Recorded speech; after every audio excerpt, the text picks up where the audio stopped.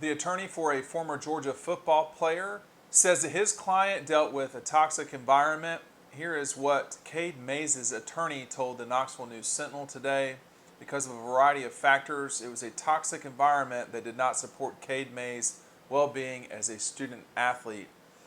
So this is a long story that I'm going to walk you through real quick that has reporting from the Knoxville News-Sentinel, from Dog Post, Dean Legge from Dog Post, making you a smarter Georgia fan. Stick with me here. Cade Mays was a former five-star player that signed with the Dogs in Kirby's second class coming out in 2017. So the 18-19 seasons he played at Georgia.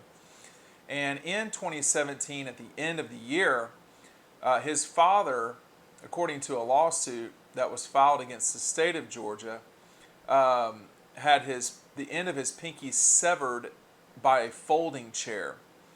And Dog Post obtained some information through a Freedom of Information request from the state of Georgia that goes into detail about that report and what happened with Mr. Mays at the time. Let me link it.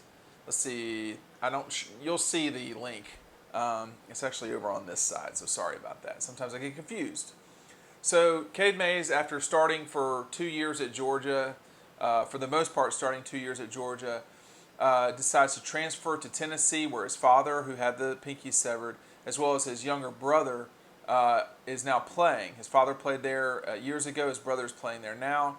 He files for the ability to play right away at Tennessee, and that's been pretty common from the NCAA. But in the meanwhile, so the timeline is getting recruited, father has pinky severed. Actually, let's start that over. Recruited, commits to Tennessee, Butch Jones fired, uncommits, gets recruited by Georgia, commits and signs with the Dogs, has late in that time, just before he enrolls at Georgia, his father has the pinky injury. Soon thereafter, while Cade Mays is playing, the Mays family notifies the state of Georgia with what's called an ante litem notice, and you attorneys can correct my pronunciation, a year before filing a lawsuit.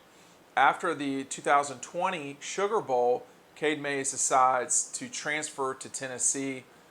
The Vols put in a waiver for him to play right away, and that was turned down the other day.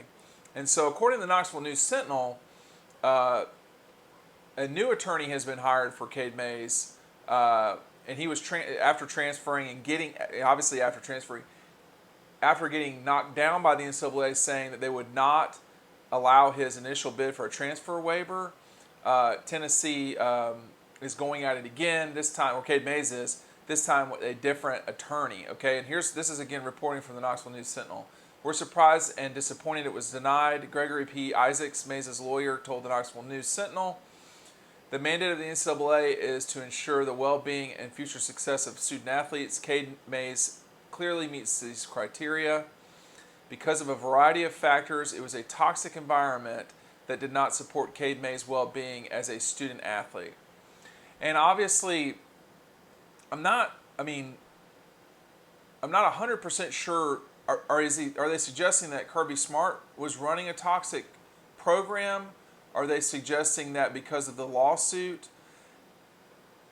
I would want to better sort of understand what they're saying there, but he doesn't go to, he's not at Georgia, and it only slightly deals with Georgia, so I'm not going to dig into that too far.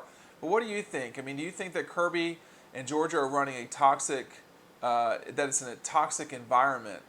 Or are they only talking about Cade Mays? What is your thought on that? This is not something you see every day. I've covered Georgia for 20 years. I was a student athlete before that at an NCAA institution. The word toxic gets thrown around. You're getting people's attention. So I'm not aware that the lawsuit between the state of Georgia and the Mays family has been settled. So there's a lot of legal stuff going on for Cade to play his final 2 years of football. And hopefully he'll get to. I don't know when that will happen. He's certainly a high-level player who has a future in the NFL. We'll try to update you as things go along. Do you think that Georgia is running a toxic program? You tell me down below. Dean Legge from Dog Post. Make sure that you click on this playlist, 2020 playlist. We're going to get you ready for the season, which is coming right at us as fast as possible. Thanks for watching. We'll see you on the playlist.